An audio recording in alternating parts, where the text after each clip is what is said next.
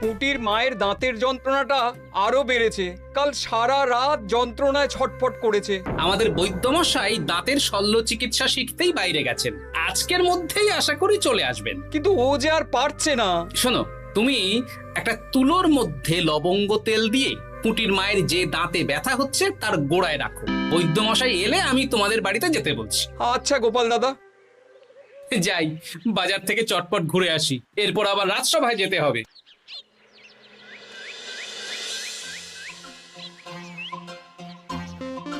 উফ, কি গরম রে বাবা, ছাতা নিয়ে বেরোলে ভালো হতো।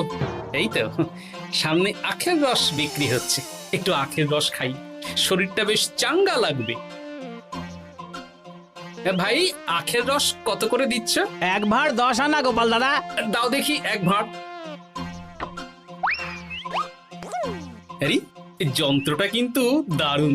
ওই আমাদের রাজ্যের বিজ্ঞানী মশাইয়ের অবদান।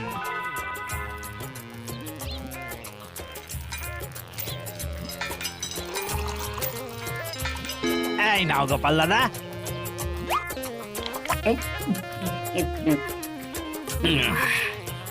আহ, শান্তি। এই নাও ভাই, তোমার 10 আনা।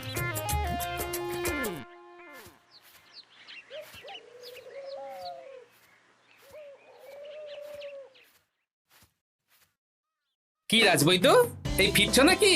হ্যাঁ, এতদিন আমি দাঁতের চিকিৎসার ব্যাপারে তেমন কিছুই জানতাম না, এবার সব শিখে এসেছি। ভালোই করেছো, তুমি একেবারে প্রথম রোগীকে দেখে তারপর রাজসভায় এসো। প্রথম রোগী? পুঁটির মা গো, কালকে সারা রাত যন্ত্রণায় ঘুমোতে পারেনি। আরে আর বলো না, কদিন আগেই পুঁটির মাকে নিয়ে পুঁটির বাবা আমাদের বাড়িতে এসেছিল। দেখলাম ওই বাড়ির দাঁতে বিস্তর সমস্যা। সেই জন্যে দাঁতের শল্য চিকিৎসা শিখতে চলে গেলে? ঠিক তাই, আমি ব্যথা কমার পথ্য দিয়ে এসেছিলাম। দেখি এবার দাঁতটা তুলেই দিতে হবে। তাহলে তুমিও পুঁটিদের বাড়িতে যাও, আমি বাড়িতে থলে রেখে আসছি। আজ না হয় দুজনে একটু দেরি করেই রাজসভায় যাব। বেশ বেশ।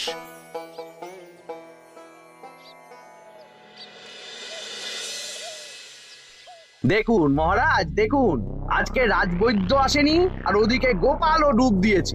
এই আনন্দে আমাদেরও ছুটি দিয়ে দিন মহারাজ। কি আনন্দে? এই গরমে বাড়ি বসে একটু আমপানার শরবত খাবো আর ঘুমবো। রাজ্যের সেনাপতি যদি বিশ্রামের কথা বলি, তাহলে আমার আর কিছুই বলার নেই।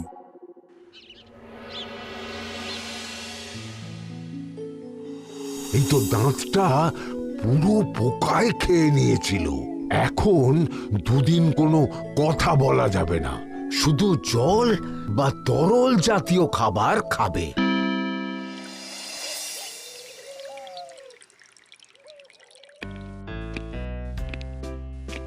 ওই তো গোপাল আর রাজবৈদ্য দুজনে একসাথে রাজসভায় ঢুকছে। রাজবৈদ্য মশাই ওনার জীবনের প্রথম শল্য চিকিৎসা করছিলেন, তাই আমিও দেখছিলাম। তা কি রাজবৈদ্য, সফল হয়েছো? হ্যাঁ মহারাজ, পুঁটির মায়ের একটা মাড়ির দাঁত পোকায় খেয়ে নিয়েছিল, সেটাই তুলে দিলাম। ভালোই হলো, আমাদের রাজ্যে কোনো দাঁত তোলার বৈদ্য বা চিকিৎসক ছিল না। এখন তুমি সাধারণ রোগ ব্যাধি নিরাময়ের সাথে সাথে দাঁতের চিকিৎসাও করবে। কিন্তু মহারাজ, একটা যে সমস্যা আছে। আবার কি সমস্যা?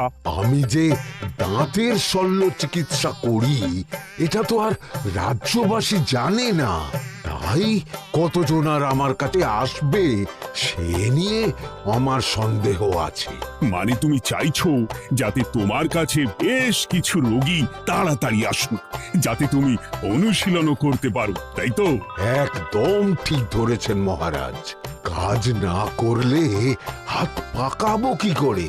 তাহলে ঢেড়া পিটিয়ে বলে দিলেই তো হয়। এতে তেমন ভালো কাজ হবে বলে মনে হয় না। তা তুমি কি বলতে চাইছো গোপাল? প্রচার হবে, কিন্তু একটু অন্যভাবে। কিভাবে?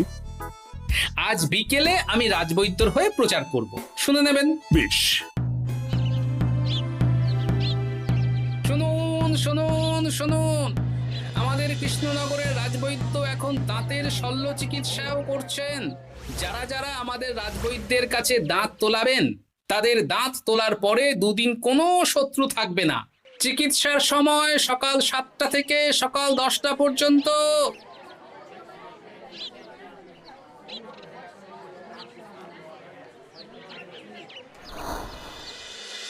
এসব তুমি কি উল্টো পাল্টা কথা বলছো গোপাল? উল্টো পাল্টা না, আপনি দেখুন না আপনার বাড়িতে লোকজন আসে কি না। আর কেউ যদি জিজ্ঞাসা করে যে এই রকম প্রচারের কারণটা কি, তাহলে বলবেন রাজসভায় আমার সাথে কথা বলতে আমি বুঝিয়ে দেব।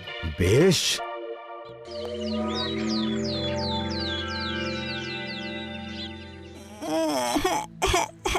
তোকে বারবার বলি এত মিষ্টি গুড় কাঠি খাস না। কি করব বাবা, কি ব্যথা।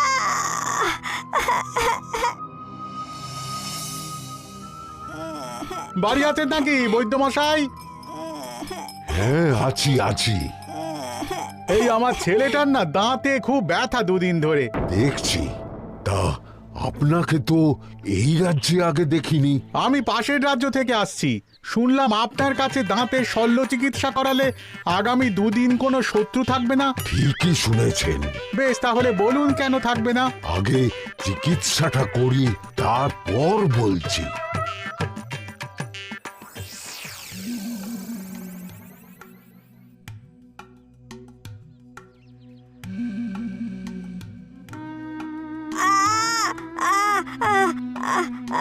আর চিন্তা নেই, এখন 2 দিন কোনো কথা বলা যাবে না।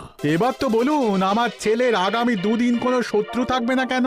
আজকে রাজসভায় চলে আসুন, ওখানে গোপাল এই প্রশ্নের উত্তরটা দিয়ে দেবেন। তা বৈদ্য, তোমার কাছে আজকে কেউ এসেছে?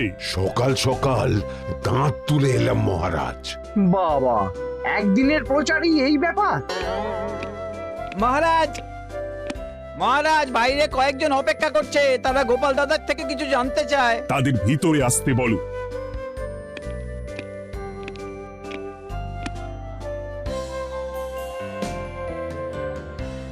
আজ আমার ছেলে বৈদ্যমশাইয়ের কাছে একটা দাঁত তুলিয়েছে। আমি জানতে চাই প্রচার অনুযায়ী আমার ছেলের নাকি আগামী 2 দিন কোনো শত্রু থাকবে না, সেটা কেন বলা হয়েছে? বলতে পারি, কিন্তু কথা দিতে হবে। এই কারণটা বাইরে আর কাউকে বলা যাবে না। বেশ, বলবো না। বাংলায় একটা প্রবাদ আছে, বোবার শত্রু নেই। মানুষ সাধারণত কথার বিনিময়ে মতবিরোধ, বিবাদ বা শত্রুতা করে। যে ব্যক্তি কথা বলতে পারে না, তাই তার সঙ্গে কথা বলে মতবিরোধ হওয়ার কোনো সুযোগই নেই। মানে যার যার দাঁত তোলা হবে তারা তো আগামী 2 দিন কথা বলতে পারবে না। আর কথা না বললে কোনো বিবাদ হওয়ার ব্যাপার নেই। আর বিবাদ না হলে কারো সাথে শত্রুতাও হবে না। কি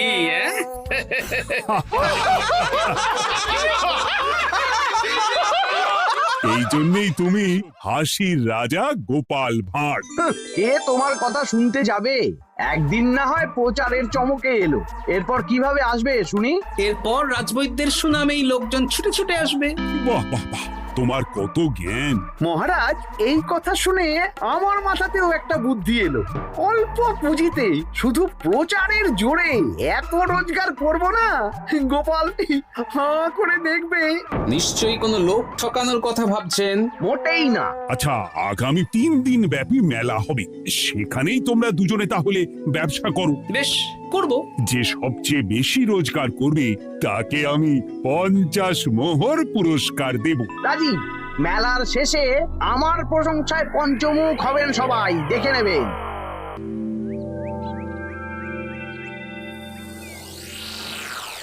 খুব তো বড় মুখ করে বলে এলেন যে ব্যবসা করবেন মেলার মাঠে। তা আপনি কি ব্যবসা করবেন শুনি? ভাগ্য পরীক্ষার দোকান দেব। মানে? মানে আমি বিভিন্ন মেলায় দেখেছি যে একটা দোকানে নিচের দিকে হেলানো অবস্থায় একটা পাতলা কাঠের পাটাতন থাকে। সেই পাটাতনের উপরে 1 থেকে 6 অবধি সংখ্যা লেখা থাকে, তাই তো? হ্যাঁ, যারা মেলায় ভাগ্য পরীক্ষা করতে আসবে তাদের ফাঁপা লোহার 6টা বল দেয়া হবে। যদি ওই 6টা বলই নম্বর লেখা খোপের মধ্যে ঢোকাতে পারে তাহলে প্রথম পুরস্কার পাবে। আমিও ওটারই দোকান দেব, কিন্তু শুধুমাত্র একটাই পুরস্কার থাকবে। 6টা বল 6 নম্বর খোপের মধ্যে ফেলে কেউ যদি 36 করতে পারে তাহলে সে পাবে 100 মোহর উপহার। আরে খেলার জন্য কত মোহর লাগবে? 1 মোহর। আপনি কিন্তু জেনে বুঝে বিপদ ডেকে আনছেন। একজন কেউ ফেলে দিলেই আপনার হাত থেকে 100 মোহর ফসকে যাবে। আরে মেলার ভিড়ে যদি আপনি পুরস্কার না দেন তাহলে জনতার একটা মারও ফসকাবে না। আরে সেই জন্যই তো তোদের পোষা। তোদের মধ্যে যে কোনো একজন ওই কাঠের পাটাতনের নিচে লুকিয়ে থাকবি। যখনই দেখবো কেউ 36 করে ফেলছে আমি গলা খাকড়াবো আর তোরা কাঠের পাটাতনটা হালকা করে নিচ থেকে নাড়িয়ে দিবি। এটা তো দারুণ বুদ্ধি। কি বলছো গোপাল, তুমি আখের রসের দোকান দেবে? হ্যাঁ, এই গরমে আখের রসের বেশ চাহিদা। তোমার বানানো ওই যন্ত্রের চাকা ঘোরাবো আর আমার ভাগ্যের চাকা ঘুরবে। সে ঠিক আছে, আমার কয়েকটা যন্ত্র বানানোই আছে, তুমি না হয় মেলায় ব্যবহার করো 3 দিন। ব্যাস, আর চিন্তা নেই। এবার শুধু জমিয়ে আখের রস বিক্রি করব, সাথে বিভিন্ন মশলা, বরফ আর পাতিলেবুর রস দেব।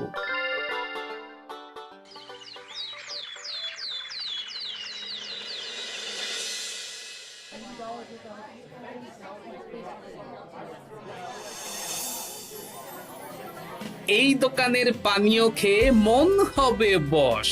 গোপাল ভাঁড় নিয়ে এসেছে ঠান্ডা আখের রস। আরে গোপাল দাদা, তুমি আখের রস বিক্রি করছো? ঠান্ডা আখের রস কত করে গো গোপাল দাদা?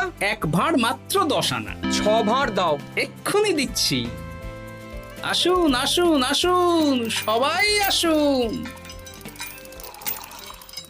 আসুন আসুন আসুন, এদিকে আসুন, এদিকে আসুন, ভাগ্য পরীক্ষা করুন। 1 মোহরে 100 মোহর।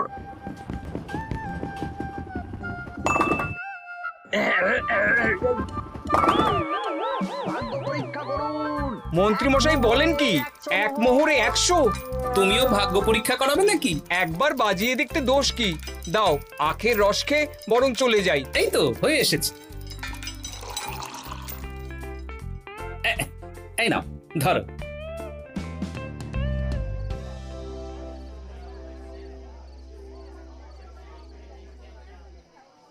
কি মন্ত্রী, ব্যবসা কেমন চলছে? ভালোই। আপনি একবার ভাগ্য পরীক্ষা করে দেখবেন নাকি মহারাজ? না না না, আমি এসবে নেই। জানি আপনার কাছে 100 মোহর নস্যি, তবুও 1 মোহরের বিনিময়ে চেষ্টা করে দেখুন না।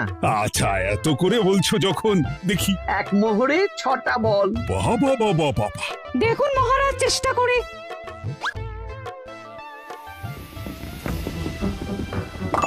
এই তো একটা 6 পড়েছে, আবার চেষ্টা করুন। জয় মা জয় মা। আবার 6। সাবাস। দেখুন হয়ে যেতে পারে, আর তো মাত্র 4টে বাকি। দেখি তৃতীয়টা। আরে পাস, আবার 6। নিন খেলুন। এই যা, হলো না। আরেকবার প্রথম থেকে চেষ্টা করবেন নাকি মহারাজ?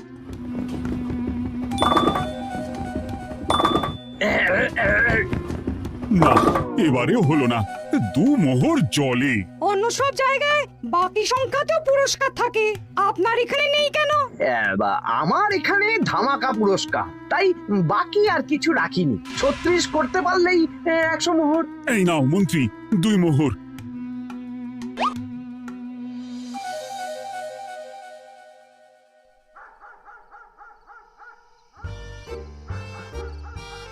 কি মন্ত্রী মশাই, আর তো মেলায় লোকজন নেই, বাড়ি যাবেন না? তুমি যাও না, আমি একটু পরে যাব। বেশ, আমি এগোলাম। গোপাল আর মন্ত্রী, তোমাদের কার কেমন রোজগার হয়েছে একদিনে? মহারাজ, কালকে আমার 7 মোহর 20 আনা রোজগার হয়েছে। আমার 70 মোহর। কিন্তু খরচ কিছুই হয়নি, কারণ কেউ 36 করতে পারেনি মহারাজ। বাহ বাহ বাহ, আমি তো বলেছিলাম আমি যখন ব্যবসা করব গোপাল আমার ধারে কাছে দাঁড়াতে পারবে না। বেশ, এখনো তো আজ আর কাল দুদিন মেলার বাকি আছে। দুদিনেও আমার 2 কানাকড়িও খরচ হবে না, শুধুই রোজগার। গোপাল যতই প্রচার করুক আর যতই ভালো আখের রস বানাক না কেন, আমার ব্যবসাকে টপকাতে পারবে না। ঠিক আছে, আজকে আমি একবার ভাগ্য পরীক্ষা করে দেখব। আমার দোকানে সুস্বাগতম। নাও সেনাপতি, চেষ্টা করে দেখো। দিন বল। আমিও সেনাপতির খেল দেখতে এলাম। প্রথম বল, এই যে গড়িয়ে গড়িয়ে গড়িয়ে 6 নম্বর, সাব্বাস সেনাপতি। আবার 6, তৃতীয়, চতুর্থ, পঞ্চম, আরেকটা ফেলতে হবে। নাও সেনাপতি, ষষ্ঠ বল। এই যা, হলো না। এটা কি হলো? আবার চেষ্টা করো তো সেনাপতি। হ্যাঁ, 3টে হয়ে গেছে, এবার 4 নম্বর। এই যা, 4 নম্বরে চলে গেল। ধুর চাই। ব্যাপারটা কি? মন্ত্রী মশাই গলা খুসখুস করার পরের বলটাই পরপর 2 বার অন্য ঘরে পড়ল। নিশ্চয়ই কোনো রহস্য আছে। না, আজকে রাতে ব্যাপারটা দেখতে হবে। চলুন মন্ত্রী মশাই, পুরো মাঠ ফাঁকা, একা একা মশা মারবে নাকি? আমি পরে যাব, তুমি যাও তো। বেশ। ব্যাপারটা কি? আমাকে তো নজর রাখতে হচ্ছে। না, একটা গাছের পিছনে লুকিয়ে পড়ি, মন্ত্রী মশাই গেলে ওনার পিছু নেব। দেখুন মন্ত্রীমশাই, পরপর 2 দিন আমি পাটাতনের নিচে ছিলাম। আগামীকাল ঘরটাকে থাকতে বলুন। বেশ, তাই হবে। আর অত জোরে গলা খাঁকড়াবেন না, কেউ যদি সন্দেহ করে ব্যাপারটা বুঝতে চায় মুশকিল হয়ে যাবে। আরে কেউ বুঝবে না, অনেক রাত হলো, চল চল চল চল চল।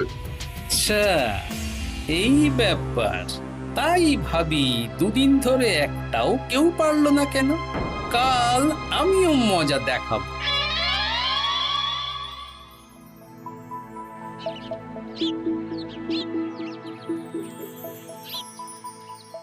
বাবা চলে এসেছেন দেখছি। এত চাহিদা না আমার এই ভাগ্য পরীক্ষার, তাই আগে আগে চলে এসেছি। মন্ত্রীমশাই, আপনাকে মহারাজ এক্ষুনি ডাকছেন। এখন কেন? সে তো জানি না, চলুন।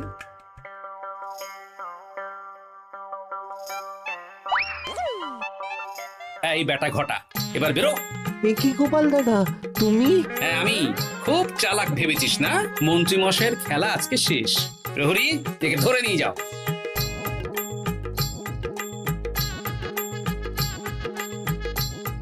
বিজ্ঞানী, তুমি তোমার চুম্বক নিয়ে এসেছো তো? হ্যাঁ, এবার 6 নম্বরের নিচে একটা টান টান করে সমান রেখা টানতে হবে, আগা থেকে গোড়া অবধি। তুমি তো সব সকালে বুঝিয়েই দিয়েছো। দাঁড়াও, দাগটা টেনে নি। একদম 6 নম্বর খোপ অবধি যাচ্ছে, সেই অনুযায়ী টান টান করে দাগ টানো।